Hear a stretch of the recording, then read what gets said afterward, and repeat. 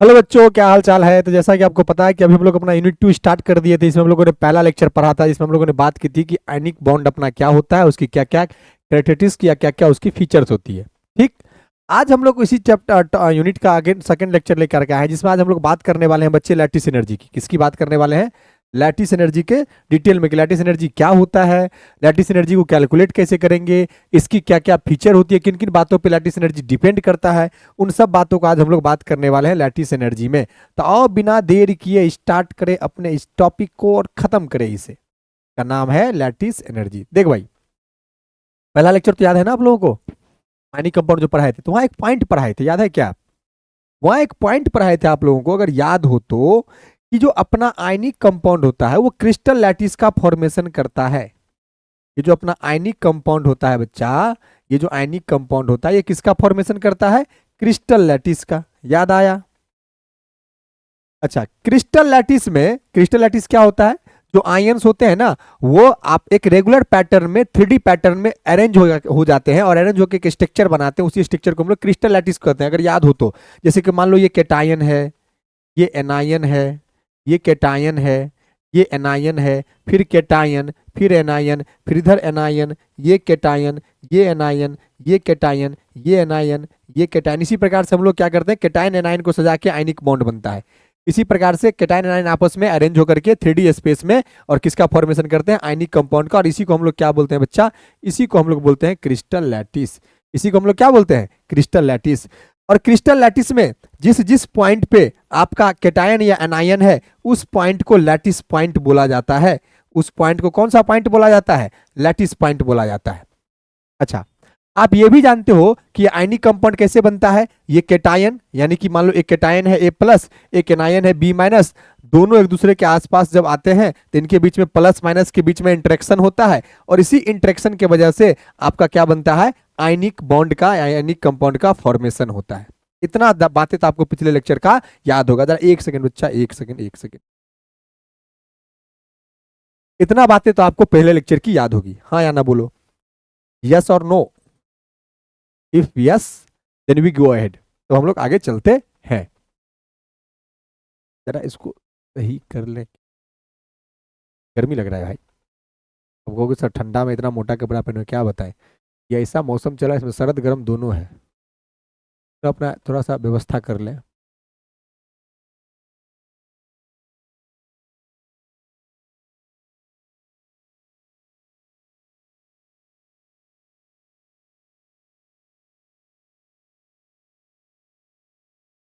यहां तक तो समझ गए ना? तो इतना बात ही तो आप लोग जानते हो। तो आगे हम लोग बढ़ते हैं। अब इसी बात से आपको मैं समझा दूंगा कि लैटिस एनर्जी क्या होता है। इसी बात से मैं आपको समझा दूंगा कि लैटिस एनर्जी क्या होता है। सुनो, होता क्या है, जरा एक बार इसका डेफिनेशन रीड करते हैं, फिर डिटेल में समझते हैं। कहा the lattice energy of an ionic solid. The lattice energy of an ionic, पहले पढ़ो फिर समझाते हैं क्या बोल रहा है ये। Is defined as the amount of energy released when cations and anions in their gaseous state are brought from infinity to their respective lattice site in a crystal to form 1 mole of ionic solid, to form 1 mole of ionic solid। कुछ पल्ले नहीं पड़ा, अब समझाते हैं, यहां आ जाओ। सोचो, सोचो क्या है कहानी, कि अभी कहीं दूर पे अकेला कोई Na+ आयन रखा हुआ है। केटायन एनायन से समझते हैं, एग्जांपल में Na+ ले लेंगे। मान लो कि केटायन अभी है कोई जो बहुत दूर अकेला कहीं पे बचा, अकेला कहीं रखा हुआ है। गैसियस स्टेट बोलने का मतलब ये नहीं होता कि गैसियस फॉर्म में हो। किसी आयन का गैसियस फॉर्म बोल रहे हैं, इसका मतलब कि वो अकेला है, किसी के साथ बॉन्ड वॉन्ड नहीं बनाया है। तो अभी आपका ये A+ केटायन था, अभी ये बेचारा गैसियस फॉर्म में कहीं भटक रहा है। आइसोलेटेड गैसियस आयन बोलेंगे इसको। इसको क्या बोलेंगे? Isolated gaseous ion. जब कोई आयन अकेला बिना किसी के साथ बॉन्ड बनाए घूम रहा होता है तो उसको कहा जाता है आइसोलेटेड गैसियस आयन। अच्छा, सिमिलरली उसी प्रकार से कोई अपना एनायन है, ये भी बेचारा अभी जहां तहां भटक रहा है आइसोलेटेड गैसियस फॉर्म में। आइसोलेटेड गैसियस फॉर्म में। अब जब कोई कोई भी आयंस हो या कोई भी एटम होता है बच्चा, जब ये आइसोलेटेड फॉर्म में होता है तो ये हाईली अनस्टेबल होता है। ये क्या होता है बच्चा? हाईली अनस्टेबल होता है। ये उस समय बहुत ज्यादा अनस्टेबल होता है, ये खुद को स्टेबल कर, क्योंकि आइसोलेटेड गैसियस आयन के टाइम पे इसकी एनर्जी मैक्सिमम होती है, और किसी एटम या आयन के पास जितना मैक्सिमम एनर्जी होता है उसकी स्टेबिलिटी उतनी कम होती है। लेकिन इस दुनिया में हर कोई खुद को स्टेबल करना चाहता है, तो उसी प्रकार से आयन और एटम भी खुद को स्टेबल करना चाहता है। तो स्टेबल कैसे होगा? स्टेबल होने के लिए इसको अकेला नहीं रहना है, इसको किसी के साथ बॉन्ड बनाना है। सिमिलरली यहां भी वही कुछ कहानी होगी। अभी ये आइसोलेटेड गैसियस आयन है B-, अभी ये हाईली अनस्टेबल होगा क्योंकि इसकी एनर्जी अभी मैक्सिमम होगी, तो ये भी खुद को स्टेबल करना चाहेगा। तो ये दोनों क्या करेगा, ये दोनों एक दूसरे को क्या करेगा, बॉन्ड बनाने के लिए एक दूसरे की ओर अप्रोच करेगा। ये इधर की ओर आएगा, ये इधर की ओर आएगा, और बॉन्ड जब बनाएगा तो लैटिस एनर्जी क्रिस्टल लैटिस का फॉर्मेशन करेगा। अब ये जो क्रिस्टल लैटिस का फॉर्मेशन करेगा तो ये ए अपने लैटिस पॉइंट पे पहुंचेगा, और बी अपने, मान लो ए का लैटिस पॉइंट ये था, यहां तक ए आ गया, बी का लैटिस पॉइंट यहां था, यहां तक बी आ गया। अब दोनों जब लैटिस पॉइंट पे पहुंच गए, यानी कि दोनों के बीच में एनर्जी, अब दोनों का एनर्जी क्या हो गया, मिनिमम। अभी दोनों दोनों जब एक दूसरे को अप्रोच कर रहे होते हैं ना, तो ये दोनों की एनर्जी घटती चली जाती है, और एनर्जी घटते घटते घटते घटते एक ऐसा पॉइंट आता है जिस पॉइंट पे जब दोनों पहुंच जाता है, जैसे मान लो इस पॉइंट पे जब पहुंच गया, बी जब इस पॉइंट पे पहुंच गया, अब इन दोनों की एनर्जी मिनिमम हो गई, तो उसी स्टेज पे बोलेंगे कि दोनों के बीच में बॉन्ड बन गया, और इसी बॉन्ड को हम लोग बोलेंगे आयनिक बॉन्ड, क्योंकि आयन के द्वारा बना। क्या बोलेंगे इसको, आयनिक बॉन्ड। लेकिन आपने अपने क्लास में ये भी पढ़ा होगा, जब बॉन्ड फॉर्मेशन होता है बच्चा, जब बॉन्ड फॉर्मेशन होता है तो एनर्जी रिलीज होता है।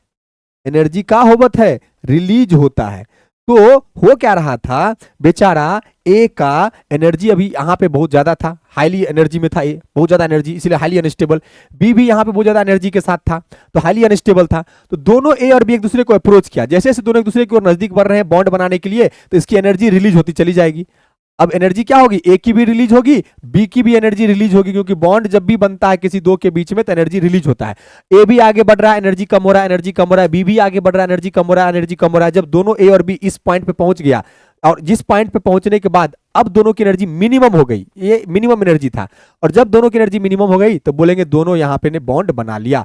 ए इस पॉइंट पे आके बॉन्ड बनाया, बी इस पॉइंट पे आके बॉन्ड बनाया, तो ए का लैटिस पॉइंट ये हो जाएगा और बी का लैटिस पॉइंट ये हो जाएगा। ये ए का लैटिस पॉइंट और ये बी का लैटिस पॉइंट। अब ये हम एक एक एटम लेके समझाए ना, ऐसे ही मान के चलो, जब एक मोल गैसियस आयन, जब एक मोल गैसियस आयन एक दूसरे को अप्रोच करते हैं, एक दूसरे के मान लो बहुत दूर दूर दोनों रखा हुआ है, इन्फिनिटी पर रखा हुआ है, उस समय दोनों अनस्टेबल है बहुत ज्यादा, क्योंकि एनर्जी बहुत हाई है, क्योंकि दोनों आइसोलेटेड गैसेस आयन के फॉर्म में है, तो दोनों बिलबिला रहा है खुद को स्टेबल करने के लिए। तो दोनों इन्फिनिटी से एक दूसरे की ओर अप्रोच कर रहा है, अप्रोच कर रहा है, अप्रोच कर रहा है, अप्रोच कर रहा है। तो दोनों की एनर्जी जैसे जैसे अप्रोच करेगा, दोनों के बीच में बॉन्ड फॉर्मेशन होते चले जाएगा, एनर्जी रिलीज होते होते होते होते होते, मतलब दोनों एक दूसरे की तरफ अप्रोच करता है ना, तो दोनों का एनर्जी रिलीज होते चले जाता है, रिलीज हो रहा है, रिलीज हो रहा है। एक ऐसा पॉइंट आ गया जिस पॉइंट पे आने के बाद दोनों की एनर्जी मिनिमम हो गई, और उसी पॉइंट पे बोलेंगे दोनों के बीच में बॉन्ड बन गया। ठीक है।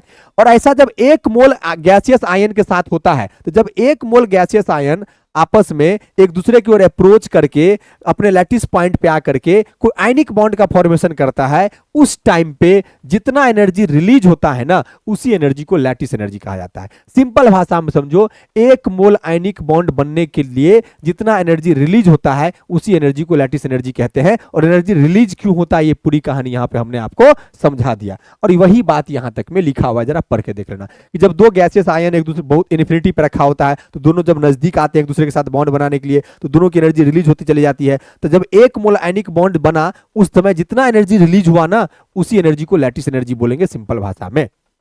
जैसे यहां एक रिएक्शन लिखे हुए हैं। अब सवाल उठा, सर ये एनर्जी पता कैसे लगाएंगे?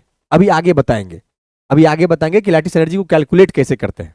हालांकि यहां पे एक पॉइंट लिख दिया हुआ है कि it is determined by born-Haber cycle, more the value of lattice energy more stable is the compound. मतलब ये बोला कि बॉर्न, अभी आगे पढ़ाएंगे, लैटिस एनर्जी कैलकुलेट करने के दो तरीके होते हैं। एक होते हैं कैलकुलेटिव मेथड, जो इसको हम लोग कैलकुलेट करते हैं कॉपी पेन के द्वारा, और एक होता है एक्सपेरिमेंटल मेथड। तो एक्सपेरिमेंटल मेथड में हम लोग यूज करते हैं बॉर्न-हैबर साइकिल को, इसको भी पढ़ना है डिटेल में, ये भी टॉपिक अपना इस चैप्टर का। बॉर्न-हैबर साइकिल से हम लोग लैटिस एनर्जी को डिटरमाइन करते हैं। और एक बात और याद रखना, जिस आयनिक कंपाउंड की लैटिस एनर्जी जितनी ज्यादा होती है, जिस आयनिक कंपाउंड की लैटिस एनर्जी जितनी ज्यादा होती है, वो कंपाउंड उतना ज्यादा स्टेबल माना जाता है। क्यों? अब खुद सोचो, एनर्जी जितना कम होगा ना उतना ज्यादा स्टेबल स्पीसीज होता है, एनर्जी जितना ज्यादा होगा उतना ज्यादा अनस्टेबल। अब सोचो अगर लैटिस एनर्जी क्या होता है, जब एक मोल आयनिक कंपाउंड की फॉर्मेशन होती है उस समय जितना एनर्जी निकला, अब जितना ज्यादा एनर्जी निकलेगा यानी कि एनर्जी उतनी कम होगी, एनर्जी जितनी कम होगी कंपाउंड उतना ज्यादा स्टेबल, और जितना एनर्जी रिलीज होता है उसी को तो हम लोग कहते हैं ना लैटिस एनर्जी। तो अगर कोई कंपाउंड बहुत ज्यादा स्टेबल है तो बोलेंगे उसकी, इसका मतलब है कि उसमें से एनर्जी बहुत ज्यादा रिलीज हुआ होगा, मतलब उसकी लैटिस एनर्जी बहुत हाई रही होगी। तो लैटिस एनर्जी की यही बात बोला कि more the value of lattice energy more stable is the compound. तो एक डेफिनेशन तो लैटिस एनर्जी का ये होता है, इसका एक और डेफिनेशन होता है बच्चा, वो क्या होता है? मान लो अभी हमने क्या बोला, आयनिक एक मोलानिक बॉन्ड बनने के दरमियान जितना एनर्जी रिलीज हुआ वो लैटिस एनर्जी कहलाया। अब इसका उल्टा भी होता है, क्या? मान लो ये अपने एक मोल लैटिस एनर्जी है, ये अपना एक मोल कोई आयनिक कंपाउंड है लैटिस के फॉर्म में, क्रिस्टल लैटिस के फॉर्म में ये अपना एक मोल को आयनिक कंपाउंड है। अब हम चाहते हैं कि इस आयनिक कंपाउंड को तोड़ के इसके आयन को अलग कर दे, तो इस एक मोल आयनिक कंपाउंड को जब तोड़ने जाओगे तो बाहर से कुछ ना कुछ हीट दोगे। जब बाहर से तुम कुछ हीट दोगे, जब तुम बाहर से कुछ हीट दोगे बच्चा, तो इसके आयन के बीच में जो फोर्स ऑफ अट्रैक्शन है ये फोर्स ऑफ अट्रैक्शन टूटेगा, और जब इनके आयंस के बीच में फोर्स ऑफ अट्रैक्शन टूटेगा तो यहां से क्या होगा बच्चा, ये आयन एक दूसरे से अलग होने लगेंगे, अपने लैटिस पॉइंट को छोड़ के बाहर जाने लगेंगे। तो एक मोल आयनिक कंपाउंड को तोड़ने के लिए जितना एनर्जी देना पड़ता है ताकि वो वापस अपने आइसोलेटेड गैसियस आयन के फॉर्म में आ सके, आइसोलेटेड गैसियस आयन से एक मोल लैटिस एनर्जी बनाए, जितना एनर्जी रिलीज हुआ लैटिस एनर्जी, एक मोल आयनिक कंपाउंड को तोड़ने के लिए जितना एनर्जी देना पड़ा ताकि उसके आयन को आइसोलेटेड गैसेस आयंस के फॉर्म में पहुंचा सके, उसको भी हम लोग क्या बोलते हैं? लैटिस एनर्जी ही बोलते हैं। दोनों डेफिनेशन लैटिस एनर्जी का लिखा जा सकता है, वही बात यहां पे लिखा हुआ है, देखो जरा। It is also defined as the energy required to remove ions of 1 gram mole of a solid ionic crystal. कोई अपने पास सॉलिड आयनिक क्रिस्टल है, उसके एक मोल को तोड़ करके उसके आयन को रिमूव करना है उसके आइसोलेटेड गैसेस फॉर्म में, तो उस टाइम पे आप जितना एनर्जी दोगे ना वही एनर्जी क्या कहलाता है? आपका लैटिस एनर्जी कहलाता है। तो दोनों डेफिनेशन लिख सकते हैं लैटिस एनर्जी का, एक लिख सकते हैं, एक क्या लिख सकते हैं कि एक ये लिख सकते हैं कि जब एक मोल आयनिक कंपाउंड बनता है आइसोलेटेड गैसियस आयन से, उस टाइम जितना एनर्जी रिलीज होता है उसको कहते हैं लैटिस एनर्जी। एक ये बोल सकते हैं कि कोई लैटिस एनर्जी, अपने पास कोई आयनिक क्रिस्टल है, उस आयनिक क्रिस्टल के एक मोल को तोड़ के आयन को सेपरेट करके आइसोलेटेड गैसेस फॉर्म में ले जाने के लिए जितना एनर्जी बाहर से देना पड़ेगा वो एनर्जी भी कहलाता है लैटिस एनर्जी। क्लियर हो गया? चलो भाई डन। अब ऐसे बहुत सारे फैक्टर्स होते हैं ना जिस पे लैटिस एनर्जी डिपेंड करता है, तो it depends on the following factors. Lattice energy कुछ फैक्टर पे डिपेंड करता है। कौन कौन से फैक्टर है? देखो, पहला साइज ऑफ आयन, पहला फैक्टर जिस पे ये डिपेंड करता है वो क्या है? आयन के साइज। क्या लिखा हुआ है पढ़ो, आयन जितना ज्यादा बड़ा होगा उसका जो लैटिस एनर्जी उतना कम होगा। खुद सोचो ना, मान लो ये दो आयन हैं, इनके बीच में एक कैटायन एक एनायन, और ये दो आयन है, खुद सोच के देखो इनके बीच में दूरी कम होगा, किन दो आयन के बीच में? इसके बीच में दूरी इतना है, इसके बीच में दूरी इतना है, और दो आयंस के बीच में दूरी जितना ज्यादा होगा, अब पढ़े हो ना, इंटरन्यूक्लियर डिस्टेंस जितना ज्यादा होता है इसका मतलब लैटिस एनर्जी उतनी कम, मतलब उनके बीच का फोर्स ऑफ प्रोटेक्शन उतना कम। तो दोनों आयन के बीच में अगर इंटरन्यूक्लियर डिस्टेंस ज्यादा है तो लैटिस एनर्जी कम, इसमें कम है तो लैटिस एनर्जी ज्यादा। तो आयन के साइज ज्यादा होने से लैटिस एनर्जी कम होता है। तो पहला फैक्टर साइज ऑफ आयन क्या करता है? अफेक्ट करता है लैटिस एनर्जी को। दूसरा चार्ज ऑन द आयन। अब उस खुद सोचो, प्लस चार्ज, मान लो किसी पे 4 प्लस चार्ज है, किसी पे 2 प्लस चार्ज है, इधर 1 माइनस चार्ज है, इधर 1 माइनस चार्ज है, ज्यादा पावरफुली कौन खींचेगा? 4 प्लस चार्ज वाला ना, क्योंकि उसमें 4 को प्लस चार्ज मिलके 1 माइनस चार्ज को खींच रहा था, ज्यादा खींचेगा। इसमें 2 प्लस चार्ज मिलके 1 माइनस चार्ज को खींच रहा था, इसके तुलना में कम खींचेगा। तो यहाँ पे आयन ज्यादा नजदीक आएंगे तो बॉन्ड ज्यादा मजबूत बनेगा, यहाँ आयन कम नजदीक आएंगे तो बॉन्ड थोड़ा सा कम बनेगा। और बॉन्ड जितना मजबूत बनेगा तोड़ने के लिए बाहर से एनर्जी उतना ज्यादा देना पड़ेगा, यानी कि लैटिस एनर्जी उतनी हाई होगी। तो चार्ज के हिसाब से बात करें तो चार्ज ज्यादा रहेगा, greater the charge more the lattice energy. Size के हिसाब से बात करें, आयन के साइज के हिसाब से, greater the size of ion lesser the lattice energy. और तीसरा फैक्टर डिपेंड करता है पैकिंग ऑफ आयंस। अब खुद सोचो, अगर कहीं पे आयंस की पैकिंग काफी क्लोजली पैक्ड है, आयंस का जितना ज्यादा नजदीकली पैक्ड होगा उसके बीच में फोर्स ऑफ प्रोटेक्शन उतना ज्यादा होगा, तो तोड़ने में एनर्जी उतना ज्यादा देना पड़ेगा, यानी कि उसकी लैटिस एनर्जी उतनी ज्यादा होगी। और अगर आयन के बीच में गैप है, यानी कि दूरी दूरी पे आयन पैक्ड है अपने लैटिस एनर्जी क्रिस्टल लैटिस में, तो इनके बीच में फोर्स ऑफ प्रोटेक्शन कम होगा, तो इनको तोड़ना आसान होगा, तो कम एनर्जी देके तोड़ दोगे, यानी कि लैटिस एनर्जी कम हो जाएगा। तो अगर कोई आयनिक क्रिस्टल है, आयनिक क्रिस्टल जिसमें आयंस पैक हुए हैं आयनिक बॉन्ड बनाने के लिए, और वो जितना अच्छे से पैकिंग होंगे ना, जितना सिमेट्रिकली पैक्ड होगा, जितना रेगुलर वे में पैक्ड होगा, जितना अच्छे से अरेंजमेंट होगा, उसको तोड़ना उतना मुश्किल होगा, यानी कि उस टाइम पे उसकी लैटिस एनर्जी हमको बहुत ज्यादा देना पड़ जाएगा। और अगर उसकी अरेंजमेंट वीक है, सही से जैसे तैसे सजा हुआ है, तो उसको तोड़ना आसान हो जाएगा, तो लैटिस एनर्जी वहां पे कम हो जाता है। तो वही बात लिखा हुआ है, पैकिंग ऑफ आयंस पे भी डिपेंड करता है। मोर कॉम्पैक्ट द पैकिंग, यानी कि पैकिंग जितना बेटर होगा, जितना नजदीक नजदीक आयन से आपस में पैक होंगे, तो उसको तोड़ने के लिए एनर्जी बाहर से उतना ज्यादा देना पड़ेगा, यानी कि more compact the packing higher the lattice energy. तो ये तीन फैक्टर्स हैं, आगे भी है एक, ये तीन फैक्टर है बच्चा जिसपे अपना लैटिस एनर्जी डिपेंड करता है। तो ये था लैटिस एनर्जी का डेफिनेशन, ये था वो फैक्टर जिस पे लैटिस एनर्जी डिपेंड करता है। अब आगे पढ़ते हैं हम लोग, जिसमें हम लोग बात करेंगे कैलकुलेशन ऑफ लैटिस एनर्जी। अगर हमको किसी आयनिक क्रिस्टल का लैटिस एनर्जी कैलकुलेट करना हो तो कैसे किया जाएगा, ये अपनी अगली कहानी है। इसके दो तरीके होते हैं, एक है थ्योरेटिकल मेथड, एक क्या है बच्चा, थ्योरेटिकल मेथड। ये थ्योरेटिकल मेथड बॉर्न-लैंडे इक्वेशन के द्वारा दिया जाता है, बॉर्न-लैंडे इक्वेशन के द्वारा दिया जाता है। अब बस आपको ये इक्वेशन का कोई डेरिवेशन वगैरह नहीं है, बस इसको आप पढ़ लो क्या कहता है इक्वेशन, इसको याद रखना। बॉर्न-लैंडे इक्वेशन से हम लोग किस, मान लो मेरे पास एक एनी क्रिस्टल है, उस एनी क्रिस्टल का हमको लैटिस एनर्जी बताना है, तो हम कॉपी कलम पे अगर बताना चाहते हैं तो हम लोग बॉर्न-लैंडे इक्वेशन का उपयोग कर सकते हैं। ये जो मेथड है ना, ये दिया गया है बॉर्न-लैंडे इक्वेशन के द्वारा। ये यू क्या रिप्रेजेंट कर रहा है बच्चा, ये जो अपना यहाँ पे यू देख रहे हो ना, ये यू, ये अपना लैटिस एनर्जी है। यू क्या है यहाँ, ये यू है आपका लैटिस एनर्जी। लैटिस एनर्जी को हम लोग यू से दिखा रहे हैं, लैटिस एनर्जी को हम लोग यू से दिखा रहे हैं। लैटिस एनर्जी का फॉर्मूला क्या होता है, N naught A Z plus into Z minus E square upon R naught into 1 minus 1 by N. अब ये सब क्या है सर, सुनो भाई, ये जो एन नॉट यहां दिया हुआ है ना, ये है एवोगैड्रो नंबर। एवोगैड्रो नंबर का वैल्यू पता है ना, 6.022 इंटू 10 टू दी पावर 23 मोल में पड़ा होगा भाई। एक मोल बराबर कितना होता है, 6.022 इंटू 10 टू दी पावर 23। इसी को एवोगैड्रो कांस्टेंट या एवोगैड्रो नंबर बोलते हैं। आप इसे चाहो तो एन ए से भी दिखा सकते हो, आप इसे चाहो तो एन नॉट से भी दिखा सकते हो। तो ये जो एन नॉट है वही एवोगैड्रो नंबर है, ठीक। अच्छा, ये जो बच्चा आपका, ये जो एन देख रहे हो ना यहाँ पे, ये जो स्मॉल एन है, ये है बॉर्न कांस्टेंट, बॉर्न-लैंडे कांस्टेंट बोलो या बॉर्न कांस्टेंट बोलो। ये आपको दिया होगा क्वेश्चन में, ये आपको क्वेश्चन में दिया होगा, आप सॉल्व कर सकते हो। तो ये जो स्मॉल एन है ये बॉर्न-लैंडे कांस्टेंट है। ये जो ए दिख रहा है ना यहाँ पे, ये ए क्या है बच्चा, मैडलंग कांस्टेंट। क्या है, मैडलंग कांस्टेंट। इसकी वैल्यू भी आपको क्वेश्चन में गिवन होगी। और ये जेड प्लस जेड माइनस क्या है भाई, जेड मतलब एटॉमिक नंबर, यानी आपका जेड प्लस है चार्ज ऑन केटायन। सिंपल भाषा में समझो, जेड प्लस क्या है, चार्ज ऑन केटायन, यानी केटायन पे कितने चार्ज हैं। और जेड माइनस क्या है, चार्ज ऑन एनायन, यानी कि एनायन पे कितने चार्ज हैं। तो ये Z plus charge of cation, मान लो किसी केटायन पे 4 प्लस चार्ज है, जेड प्लस का वैल्यू 4 पुट करेंगे। जेड माइनस मतलब चार्ज ऑन एनायन, अगर एनायन पे जैसे 2 माइनस चार्ज है तो यहाँ पे 2 चार्ज पुट करेंगे। जैसे मान लो हम बोले MgCl2, इसको जब तोड़ेंगे तो Mg2 प्लस आएगा और प्लस 2Cl माइनस आएगा। तो केटायन का चार्ज कितना पुट करेंगे, जेड प्लस का वैल्यू कितना पुट करेंगे 2, और जेड माइनस का वैल्यू कितना पुट करेंगे 1। ठीक है, समझ गए, आ जाओ। और ये जो आर नॉट है ना भाई, ये जो आर नॉट है ना, आर नॉट, ये आर नॉट, ये है दोनों आयन में जो इंटरन्यूक्लियर डिस्टेंस है, इनके डिस्टेंस को हम लोग आर नॉट बोलते हैं। ये डिस्टेंस क्या है, आर नॉट कहलाता है, ठीक।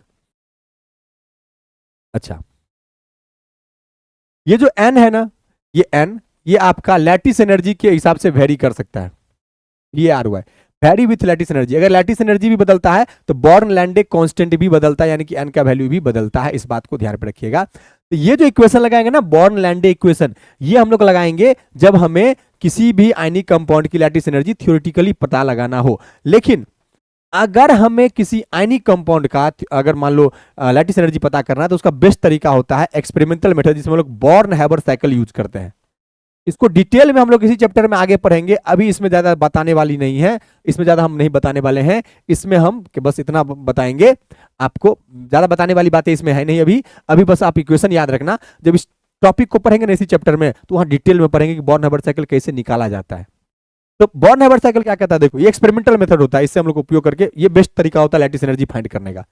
It is given by Born Haber and work in cyclic way and given below.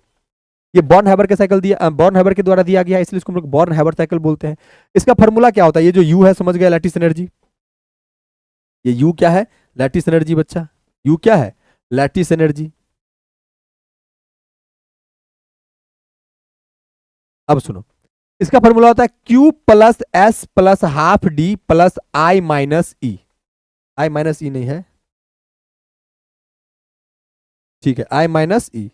अब आपको पता नहीं चलेगा सर ये Q क्या है, S क्या है, D क्या है, I क्या है, E क्या है। समझो, यहां जो आपका ये Q है ना बच्चा, ये हीट ऑफ फॉर्मेशन है। देखो अब ये सारे टर्म यहां जितने भी यूज हो रहे हैं ये सब आपके 11th क्लास के टॉपिक यूज हो रहे हैं। हीट ऑफ फॉर्मेशन क्या होता है? जैसे मान लो मेरे पास एक एलिमेंट A है, एक एलिमेंट B है, इन दोनों को मिला के 1 मोल AB सब्सटेंस का फॉर्मेशन किए। कितना मोल? 1 मोल। 1 मोल AB सब्सटेंस का फॉर्मेशन किए A और B को मिला के। और याद रखना A अपने स्टैंडर्ड स्टेट में है। स्टैंडर्ड स्टेट बोलने का मतलब A जो भी एलिमेंट है वो जिस रूप में इस नेचर में एग्जिस्ट करता है, अगर उसी रूप में आप रिएक्शन में लेते हो तो हम बोलेंगे कि वह एलिमेंट अपने स्टैंडर्ड स्टेट में केमिकल रिएक्शन कर रहा है। जैसे एग्जांपल, सोडियम का स्टैंडर्ड स्टेट क्या होता है? सोडियम नेचर में सोडियम सॉलिड के रूप में एग्जिस्ट करता है। ऑक्सीजन नेचर में O2 के रूप में एग्जिस्ट करता है। तो ऑक्सीजन का पूछेंगे स्टैंडर्ड स्टेट बताओ क्या होगा, तो बोलोगे O2। सोडियम का पूछेंगे स्टैंडर्ड स्टेट बताओ क्या होगा, तो बोलोगे आप Na, सॉलिड स्टेट में एग्जिस्ट करता है, Na सॉलिड। ऑक्सीजन का O2 गैस। जैसे पूछेंगे ब्रोमीन का, तो ब्रोमीन इस नेचर में लिक्विड फॉर्म में एग्जिस्ट करता है, Br2 लिक्विड। अगर पूछेंगे मरकरी का तो Hg लिक्विड। यानी कि कोई भी एलिमेंट इस नेचर में जिस रूप में एग्जिस्ट करता है वो उसका स्टैंडर्ड स्टेट कहलाता है। तो मान लो हमने 2 एलिमेंट लिया, मतलब बहुत सारे एलिमेंट लिए उसके स्टैंडर्ड स्टेट में, और सब एलिमेंट को रिएक्शन करवा के अगर 1 मोल सब्सटेंस का फॉर्मेशन करवाते हैं, तो इस केमिकल रिएक्शन में जितना हीट ऑफ रिएक्शन चेंज होगा, यानी कि जितना इंथैल्पी चेंज होगा, जितना हीट चेंज होगा, उसी का नाम होता है बच्चा हीट ऑफ फॉर्मेशन। इसको हम लोग डेल्टा HF से भी दिखाते हैं, या इस इक्वेशन में इसको Q से दिखाया गया है। ये होता है हीट ऑफ फॉर्मेशन।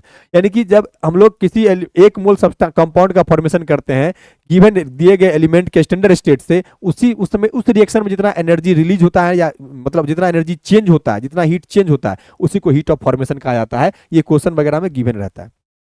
अच्छा सर, ये S क्या है बच्चा? S है सब्लिमेशन एनर्जी ऑफ सॉलिड। अब ये सब्लिमेशन एनर्जी क्या होता है? अब आप लोग सब्लिमेशन तो पढ़े हो ना भाई, ये भी नहीं जानते अभी, बस इस सब का मतलब जान लो। जब इसी चैप्टर में आगे पढ़ाएंगे ना बॉर्नहेबर साइकिल, तो वहां फिर इस सब का इसके बारे में नहीं बताने वाले हैं। ये निकालते कैसे हैं, किस प्रकार से होता है वो बताएंगे। अभी बस बता दे रहे हैं ये सब क्या क्या होता है, वो सब ध्यान पे रखना। सब्लिमेशन होता है बच्चा जब हम लोग कोई सॉलिड, आप ये इतना आप बचपन क्लास में पढ़े होंगे, किसी सॉलिड को हीट करते हैं तो पहले वो लिक्विड में कन्वर्ट होता है, फिर जब उस लिक्विड को हीट करते हैं तो वो किस में कन्वर्ट होता है? गैस में। लेकिन कुछ सॉलिड ऐसे होते हैं जो हीट करने पर डायरेक्टली सॉलिड से गैस में बदल जाते हैं, और जब कोई सॉलिड हीट करने पर डायरेक्टली सॉलिड से गैस में बदल जाता है, इस प्रोसेस को सब्लिमेशन कहा जाता है। और ऐसे सब्सटेंस को सबलाइम सब्सटेंस कहा जाता है। जैसे कि एग्जांपल के तौर पे बहुत कॉमन एग्जांपल बता रहे हैं, हम लोग अपने घर में जो पूजा आरती करते हैं उसमें कर्पूर यूज करते हैं ना, कैम्फर, वो कैम्फर आपका सबलाइम सब्सटेंस ही होता है। जब आप कैम्फर को हीट करते हो तो वो सॉलिड से डायरेक्टली गैस में कन्वर्ट हो जाता है। नेफ्थैलीन, ये सॉलिड से डायरेक्टली गैस में कन्वर्ट हो जाता है। तो उसमें अगर मान लो कोई सब्सटेंस सॉलिड में है तो उसको पहले गैसेस फॉर्म में लाया जाता है। अगर कोई मान लो सपोज करो हमको NaCl बनाना है, तो नेचर में तो हमको Na सॉलिड मिलता है ना, लेकिन NaCl बनता है Na प्लस गैस से। तो Na को पहले Na गैस में लाएंगे, फिर उसको Na प्लस गैस में कन्वर्ट करेंगे। तो Na सॉलिड से डायरेक्टली Na गैस में आना है, तो जितना एनर्जी वहां दोगे वही कहलाएगा सब्लिमेशन एनर्जी ऑफ सॉलिड। अच्छा सर, ये D क्या है बच्चा? D है आपका डिसोसिएशन एनर्जी। मान लो हम कभी भी जो कोई आयनिक कंपाउंड बनाते हैं, वो एक कैटायन आयन से और एक एनायन का आयन लेते हैं, एक ही एटम लेते हैं ना कैटायन का, और एक ही एटम लेते हैं एनायन का। लेकिन मान लो अगर मेरे पास Cl2 है, तो पहले हमको Cl2 से Cl में आना होगा ना। तो Cl में आने के लिए Cl2 के बीच में जो फोर्स ऑफ प्रोटेक्शन है इसको तोड़ना पड़ेगा। इसको तोड़ करके Cl में कन्वर्ट करेंगे, एक एटम में कन्वर्ट करते हैं हम लोग। तो अब इस बॉन्ड को तोड़ना है ताकि Cl2 से Cl बना सके। तो जितना एनर्जी दोगे बॉन्ड को तोड़ने के लिए वही कहलाता है डिसोसिएशन एनर्जी। डी भी समझ गए। आई क्या होता है सर? आई है बच्चा आयोनाइजेशन एनर्जी या आयोनाइजेशन पोटेंशियल। बात एक ही हुआ, आयोनाइजेशन पोटेंशियल बोलो या आयोनाइजेशन एनर्जी बोलो। अब मान के चलो हमको NaCl बनाना था, तो सबसे पहले हम क्या किए? Na सॉलिड था उसको कन्वर्ट करवा दिए Na गैस में। अब Na गैस से कहां जाना है हमको? Na प्लस में। अब Na प्लस में जाने का मतलब है कि आपको Na सॉलिड Na गैस से एक इलेक्ट्रॉन लॉस करवाना है, एक इलेक्ट्रॉन को बाहर निकालना है। तो किसी भी एलिमेंट में से एक इलेक्ट्रॉन को बाहर निकालने के लिए जितना एनर्जी का जरूरत होता है ना, उसी को आयनाइजेशन एनर्जी बोलते हैं। तो यहाँ पे वही आयनाइजेशन पोटेंशियल है। ठीक, अच्छा ये ई क्या है सर? ई है बच्चा इलेक्ट्रॉन एफिनिटी। अब ये इलेक्ट्रॉन गेन इंथैल्पी बोलो या इलेक्ट्रॉन एफिनिटी बोलो, ये क्या होता है सर? अब बताओ, मेरे पास Cl, हमको NaCl बनाना था, तो Na अपने नेचर में ऐसे Na सॉलिड में पाया जाता है, तो Na से हमको Na प्लस में आना होगा, तब ना Na प्लस Cl माइनस मिलके NaCl बनाएगा। अब Na प्लस में कैसे आओगे? तो पहले Na सॉलिड से आते हैं Na गैस में, सब्लिमेशन एनर्जी देके, ये वाला एनर्जी देके, फिर Na गैस से कहां आते हैं? Na प्लस में। Na प्लस आने के लिए एक इलेक्ट्रॉन को निकालना पड़ेगा, तो कितना, कौन सा एनर्जी दोगे? Ionisation energy. ठीक, अच्छा अब हमको Cl माइनस चाहिए, लेकिन Cl हमको Cl2 के फॉर्म में मिलता है, तो पहले Cl2 को तोड़ करके किस में कन्वर्ट करोगे? Cl में। तो अब यहां पे बॉन्ड तोड़ने के लिए बॉन्ड डिसोसिएशन एनर्जी दोगे।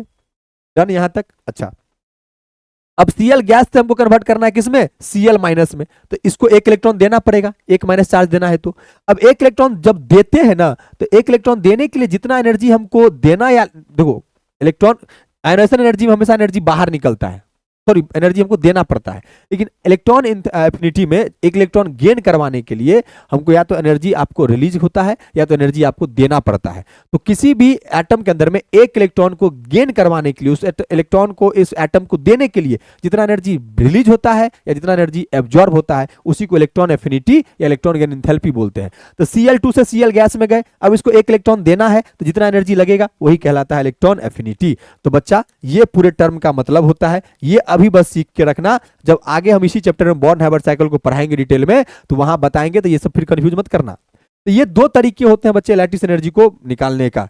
ठीक है, ये था अपना लैटिस एनर्जी की पूरी कहानी, जो कि होता है यहीं पे कंप्लीट। अब मिलेंगे हम लोग अपने नेक्स्ट लेक्चर में, जिसमें हम लोग बात करेंगे सॉल्वेशन एनर्जी वगैरह का। तब तक के लिए take care, love you all, bye bye, see you next lecture बच्चा। Thank you.